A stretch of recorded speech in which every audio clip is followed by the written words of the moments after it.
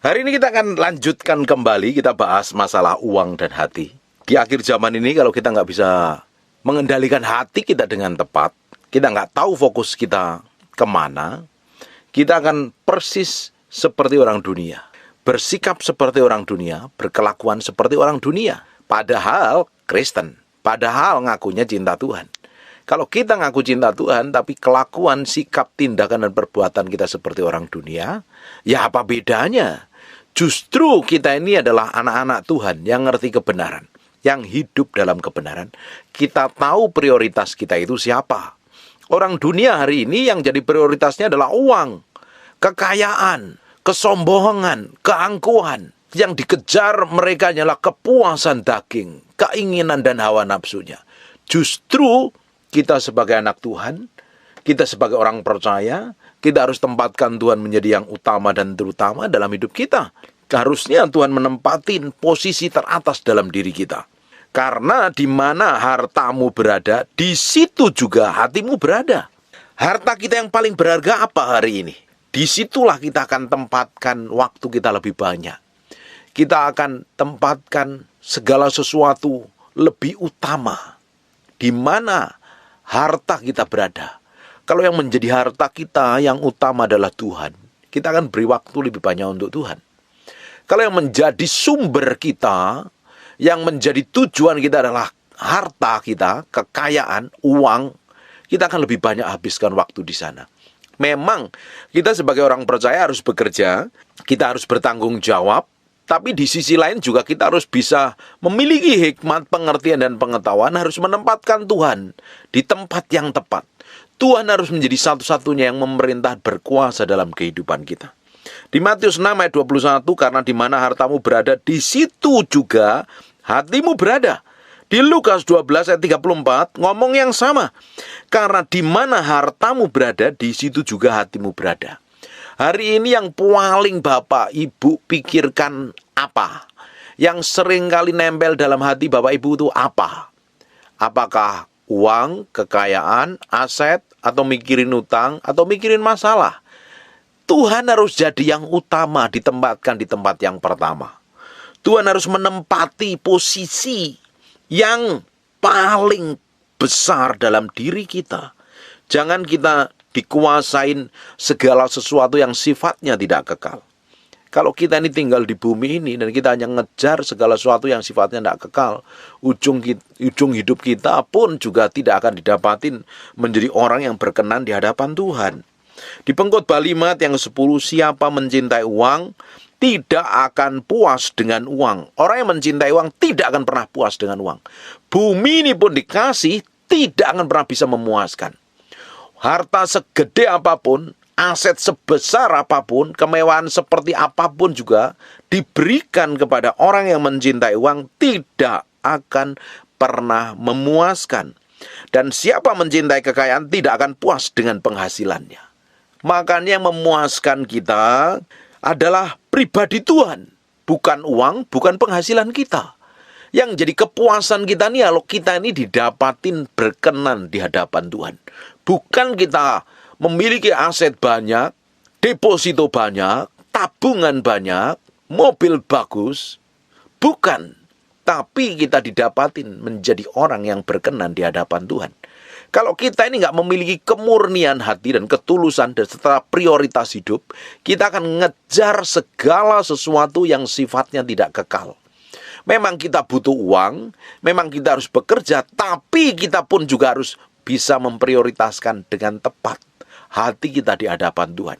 Saya sebagai hamba Tuhan, sepenuh hati saya sebagai hamba Tuhan. Di sisi lain, saya punya usaha, saya kerjakan dengan sepenuh hati. Karena saya juga harus bertanggung jawab menghidupi anak dan istri saya. Saya harus bekerja, melakukan segala sesuatu yang terbaik untuk menghasilkan uang untuk mencukupi kebutuhan saya. Tetapi yang utama dan terutama dalam hidup saya, waktu saya lebih banyak saya luangkan untuk Tuhan. Berapa banyak kita habiskan waktu kita hanya untuk bekerja menghasilkan uang. Dan ternyata uang yang kita hasilkan itu tidak pernah mencukupi dan tidak pernah memuaskan kita. Kita kerja 30 hari ternyata penghasilan kita nggak bisa mencukupi lebih dari 30 hari. kita bisa bekerja dengan hikmat harusnya. Kita bekerja dengan pengertian, bekerja dengan skill yang harusnya menghasilkan lebih banyak, minta hikmat Tuhan, tapi di sisi lain kita juga akan mencintai Tuhan lebih dari apapun juga. Orang-orang yang serakah dan tamak, fokusnya kepada uang, fokusnya kepada segala sesuatu. Kalau hamba Tuhan, fokusnya kepada persembahan, kepada uang yang didapatkan. Sehingga motivasinya segala sesuatu juga harus menghasilkan uang. Kita nggak jauh beda dengan orang dunia. Kalau kita anak Tuhan, hanya mengejar keuntungan pribadi, mementingkan kepentingan pribadi, sehingga membangun hubungan satu dengan yang lain, ikut komunitas satu dengan lain, hanya pingin mendapatkan keuntungan. Ketemu orang pun hanya pingin dapatin keuntungan. Aku bisa jual apa? Aku bisa dapat apa? Aku bisa keuntungan apa? Kalau seperti itu, kita tidak memiliki hati nurani yang murni. Kita nggak akan memiliki ketulusan, karena kita akan dibayang-bayangin dengan kepentingan yang ada dalam diri kita. Ketemu dengan orang baru, kita pasti, wah ini bisa prospek baru nih, bisnis baru nih, jualan baru. Tapi kita harus memiliki kemurnian hati. Jangan karena bertemu dengan orang, harus dapatkan sesuatu. Kalau hamba Tuhan ketemu dengan orang kaya, pingin dapat sesuatu, dapat persembahan. Ini yang tidak benar. Tuhan mau hati kita ini murni. Kita mengasihi Tuhan dengan segenap hati. Di sisi lain kita juga harus mengasihi sesama kita. Kalau kita hanya ngejar uang, ngejar penghasilan, ngejar komisi, ngejar target, ngejar aset, tidak pernah akan memuaskan diri kita.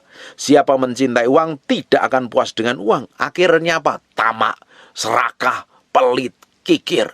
Dia puaskan, ditimbun untuk dirinya sendiri.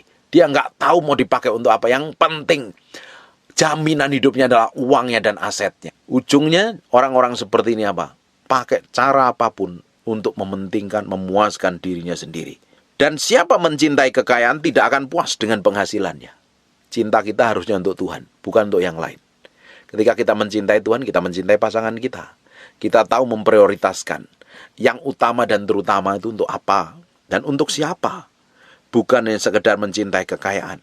Banyak orang ngejar kekayaan ketika masih belum diberkati, dia setia luar biasa dengan pasangan hidup. Ketika diberkati, dia lupa. Akhirnya apa? Dia main perempuan lain. Dia cari perempuan lain.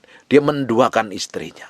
Ternyata yang dikejar kekayaan tidak akan pernah memuaskan.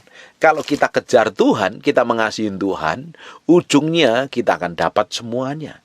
Saya percaya kalau seseorang semakin diberkati dan semakin cinta Tuhan, hidup dalam kelimpahan, pasti semakin mencintai pasangannya. Tapi kalau engkau semakin hidup dalam berkelimpahan, tapi engkau suka selingkuh, main serong, tidak setia dengan pasanganmu, artinya engkau nggak cinta Tuhan. Engkau lebih cinta hartamu, engkau lebih cinta kekayaanmu. Karena ketika engkau diberkatin, kekayaan engkau pakai untuk melakukan dosa dan pelanggaran. Ujungnya akan bertanggung jawab dengan Tuhan. Kita akan lihat di 2 Timotius pasal yang ketiga, ayat pertama mulai. Ini judulnya saja, keadaan manusia pada akhir zaman. Ketahuilah bahwa pada hari-hari terakhir akan datang masa yang sukar. Kapan hari terakhir? Bisa juga hari ini loh. Hari ini semua bisnis setelah pandemi ini babak belur. Perekonomian perlahan melambat naik. Tapi masih banyak orang yang mengalami kekusuhan dan penderitaan. Banyak orang mengalami penderitaan. Saya percaya nanti apalagi kalau zaman antikristus berkuasa, itu lebih susah lagi. Dan kondisi hari ini pun yang susah aja, sudah menunjukkan bahwa orang sedang mencintai dirinya sendiri. Perhatikan di ayat yang kedua. Manusia akan mencintai dirinya sendiri. Fokusnya pada dirinya, keuntungannya. Orang yang mencintai dirinya sendiri, dia menganggap dirinya penting, dia menganggap dirinya hebat, menganggap dirinya pintar, menganggap dirinya kaya, menganggap dirinya hebat. Sehingga dia mementingkan semua kepentingan untuk perutnya sendiri. Dia nggak peduli dengan orang lain. Ketika seseorang mencintai dirinya sendiri, dia akan menjadi orang yang belagu, sombong, tidak peduli, tidak punya empati. Dan orang-orang seperti ini tidak bisa mengerti isi hati Tuhan. Yang dipuaskan adalah keinginan dan hawa nafsunya begitu rupa. Dan menjadi hamba uang. Uang adalah hamba yang baik. Tapi uang adalah tuan yang jahat. Yang jadi masalahnya, kita tempatkan uang itu seperti apa, sebagai apa. Kalau uang menjadi hamba, dia adalah hamba yang baik bekerja buat kita. Tetapi kalau orang itu menjadi hamba uang, atau uang menjadi tuannya, dia akan dikuasain begitu rupa. Dia akan menjadi orang yang tidak peduli dengan Tuhan. Dan uang kalau ketika menjadi tuan, dia tujuannya bukan membuat kaya, tetapi akan membuat orang itu menderita. Berapa banyak orang yang diberhamba dengan uang, dan akhirnya tamak serakah, akhirnya terlibat dengan hutang. Sehingga dia terlibat dengan hutang, setiap bulan bekerja untuk nutupin cicilannya, untuk nutupin hutangnya. Sebenarnya hidupnya mereka tidak bebas. Mereka dikuasain oleh uang, sehingga bekerja mati-matian untuk melunasin utangnya.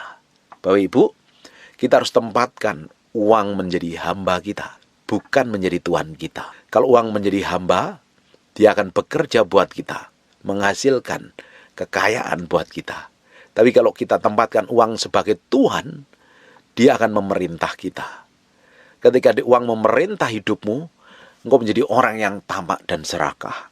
Dikasih kekayaan kayak apapun juga tidak akan pernah memuaskan hidup. Orang yang tamak dan serakah hanya pingin kaya. Ketika orang itu pingin kaya, dia akan terjebak dengan berbagai macam keinginan dan membuatnya dia akhirnya jatuh ke dalam berbagai pencobaan. Kita akan lihat di 1 Timotius 6 ayat yang ke-9. Tetapi mereka yang ingin kaya jatuh ke dalam pencobaan dan ke dalam jerat, ke dalam berbagai nafsu yang hampa dan yang mencelakakan, yang menenggelamkan manusia ke dalam keruntuhan dan kebinasaan. Orang-orang pada akhir-akhir terakhir ini, saya dengar berita yang mengerikan sekali. Ketika hamba Tuhan pengen kaya, akhirnya apa? Uang hasil persembahan jemaatnya diinvestasikan pada perusahaan investasi yang bodong. Sampai hari ini uangnya ditilep, tidak dikembalikan. Sebenarnya apa sih? Kenapa kok diinvestasikan? Dia tertarik dengan bunga yang besar, ujungnya dia ditipu. Nah ini kan karena ketamakan dan keserakahan, karena pingin kaya. Akhirnya jatuh ke dalam pencobaan.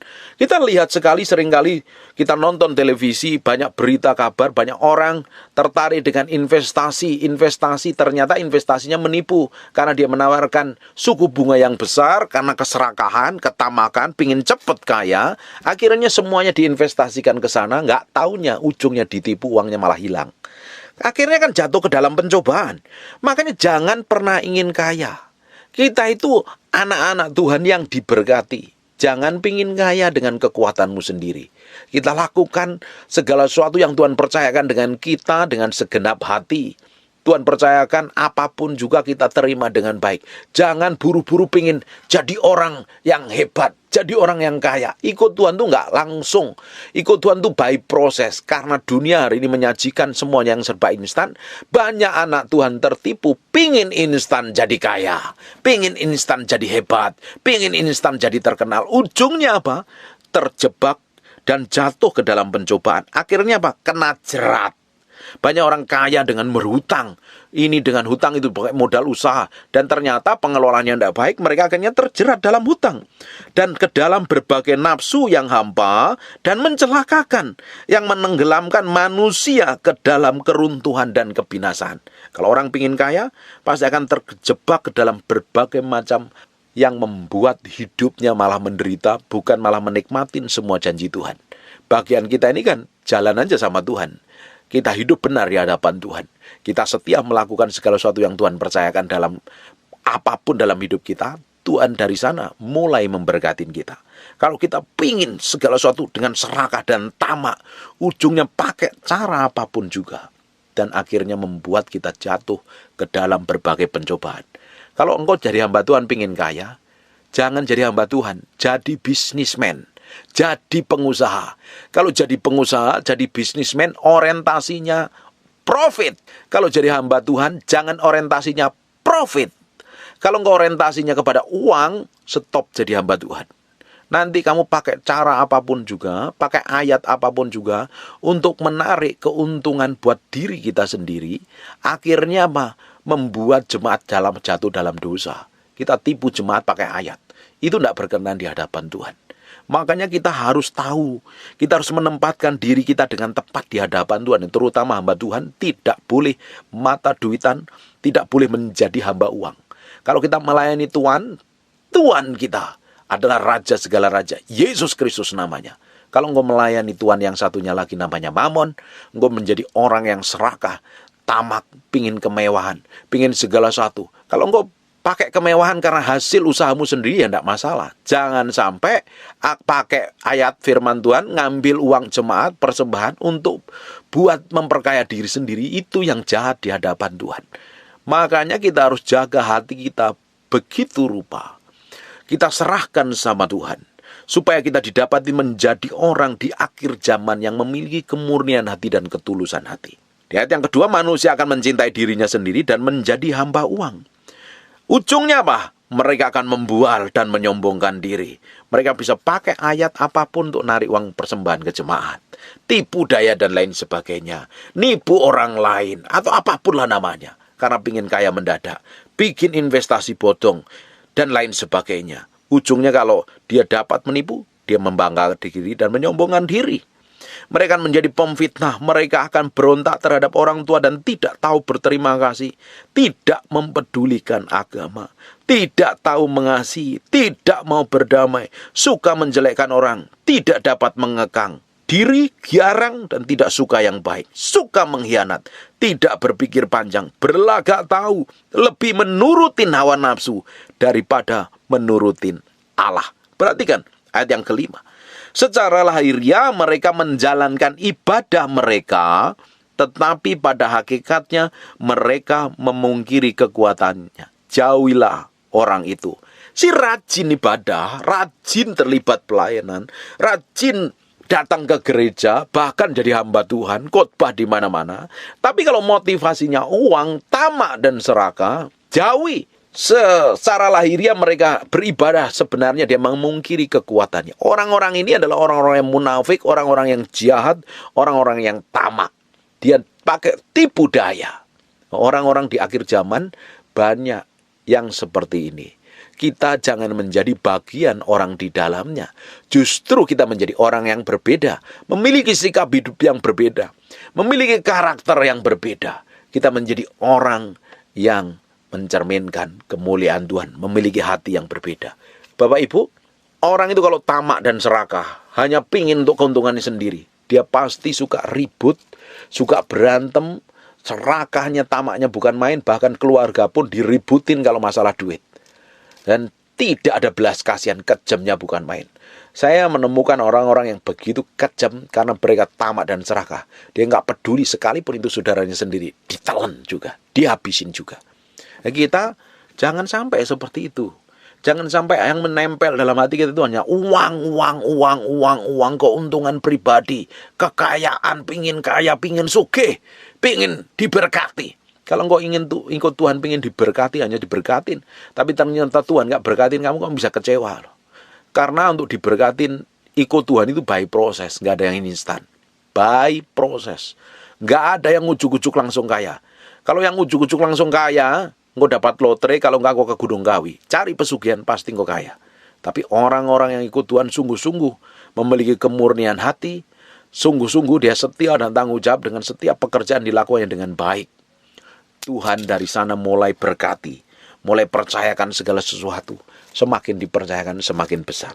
Bapak Ibu, kita harus belajar menempatkan hati ini dengan tepat di hadapan Tuhan setiap hari. Jangan karena kita ini begitu pingin kaya, pingin diberkati, dan kita nggak peduli Tuhan. Kita aja kerja mati-matian, dan kita pakai cara apapun mendapatkan kekayaan. Ujungnya bukan kau malah diberkati, malah ketemu problem.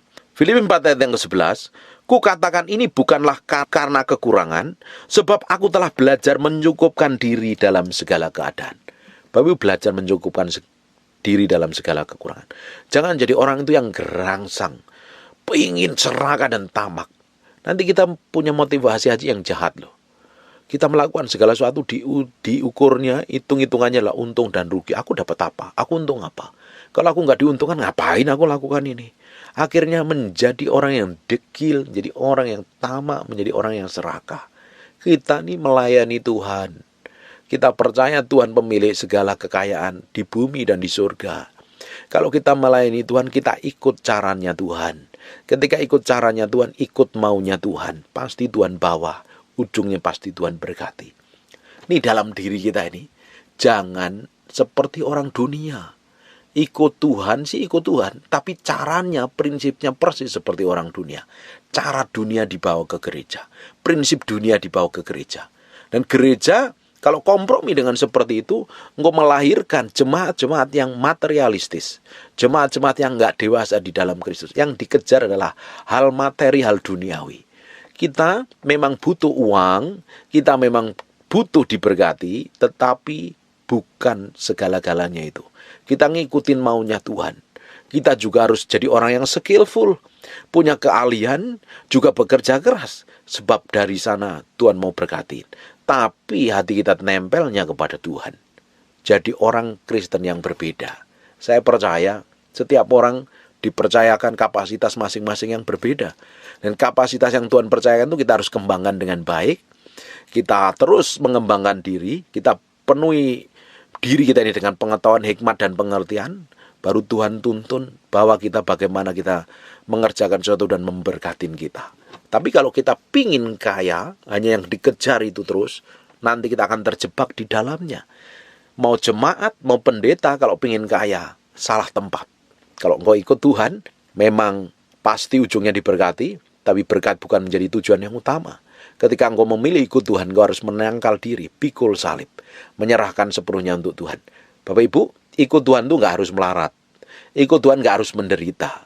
Tapi ikut Tuhan ketika kita memiliki hikmat pengertian dan bekerja dengan baik, pasti diberkatin. Pasti diberkatin. Tetapi hati kita bukan nempel kepada berkat materinya. Hati kita ini nempelnya sama Tuhan. Kalau kita menempel sama uang, kita akhirnya mencintai uang. Bukan mencintai Tuhan. Kalau kita mencintai uang, kita nggak peduli Tuhan. Jadi orang yang munafik, palsu, serakah, dan tamak. Saya berdoa apa yang saya sampaikan hari ini membuat hati kita ini semakin hari semakin diubahkan. Memang waktu kita lebih banyak kita habiskan untuk bekerja, untuk menghasilkan uang. Tapi di sisi lain saya pun juga lebih banyak waktu saya kadang kalau ngurusin kerjaan. Tapi di sisi lain saya komitmen dengan Tuhan, memberi hati saya, waktu saya untuk Tuhan. Membangun keintiman dengan Tuhan. Bapak Ibu, bagaimana caranya supaya hati kita nggak nempel sama uang? Supaya hati kita nggak selalu terikat kepada harta dan kekayaan. Belajar nabur. Belajar memiliki empati. Menabur tidak harus kepada gereja atau organisasi gereja atau memberkati hamba Tuhan. Tabur kepada orang-orang yang membutuhkan di sekitar hidupmu. Coba lihat orang tuamu masih punya kebutuhan apa. Cukupin kebutuhannya. Jangan kalau engkau diberkatin, kamu pakai uangnya untuk memenuhi hawa nafsumu, keinginanmu. Saudaramu yang kekurangan, berkatin dia. Ketika ada tetanggamu yang nggak bisa makan, berkatin dia. Untuk kita, hati kita yang nggak nempel sama uang. Kuncinya, kita mau belajar memberkatin orang-orang yang kesusahan di sekitar kita. Belajar menabur. Semakin kita banyak menabur, semakin hati kita nggak nempel sama uang. Saya dengan istri saya itu punya kebahagiaan tersendiri ketika kita bisa menabur dan memberkatin orang. Itu satu hal yang membuat kami bahagia. Dan saya berdoa, apa yang saya alami, Bapak Ibu juga alami. Bukan menjadi orang yang kikir, tapi menjadi orang yang mau memberkatin banyak orang. Hatinya nggak nempel sama uang, tapi hatinya nempel sama Tuhan. Kalau hatimu hari ini begitu lengket dengan duit, ternyata kamu pingin kaya, kamu diberkati, bukan tambah kaya, utangmu tambah banyak. Karena keinginan kayamu tadi. Hari ini sadar diri, bertobat, datang sama Tuhan, kejar Tuhan, utamakan Tuhan. Minta hikmat Tuhan, apa yang harus kamu kerjakan, apa yang harus kamu lakukan. Kalau Tuhan tentukan, Tuhan buka, Tuhan singkapkan, Tuhan akan berkati. Kalau Tuhan sudah berkati, tidak ada yang sanggup menutupnya. Tuhan pasti buka jalan. Jangan pingin kaya dan terjebak di dalamnya. Hati kita yang utama dan terutama harus diisi Tuhan. Amin. Hati kita harus mencintai Tuhan lebih dari apapun juga. Saya berdoa, hari ini lahir orang-orang yang memiliki kemurnian, ketulusan. Hatinya nggak lengket dengan uang. Hatinya nempelnya sama Tuhan. Bukan menjadi orang yang kikir dan pelitnya, tamaknya bukan main. Tapi orang yang menjadi berkat bagi banyak orang. Memberkati orang di sekitarmu yang kekurangan.